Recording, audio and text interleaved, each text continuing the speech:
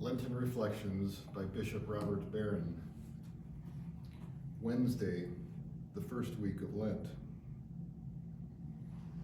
While still more people gathered in the crowd, Jesus said to them, "This generation is an evil generation.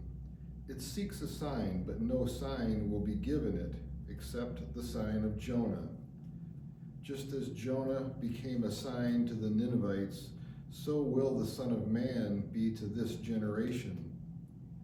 At the judgment, the Queen of the South will rise with the men of this generation, and she will condemn them, because she came from the ends of the earth to hear the wisdom of Solomon, and there is something greater than Solomon here.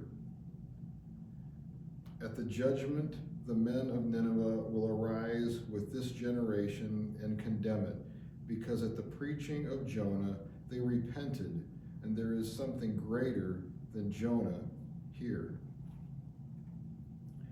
Bishop Barron's reflection. Friends, in today's gospel, Jesus tells the crowd that the only sign he will give is the sign of Jonah, the victory over his death and resurrection.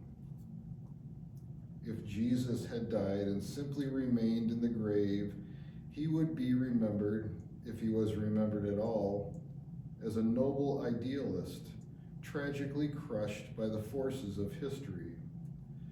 There could have been, in the first century, no surer sign that someone was not the Messiah than his death at the hands of the enemies of Israel.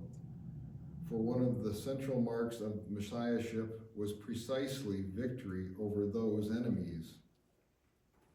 That Peter, James, John, Paul, Thomas, and the rest could announce throughout the Mediterranean world that Jesus was in fact the long-awaited Israelite Messiah, and that they could go to their deaths defending this claim, are the surest indication that something monumentally significant happened to Jesus after his death. That something was the resurrection.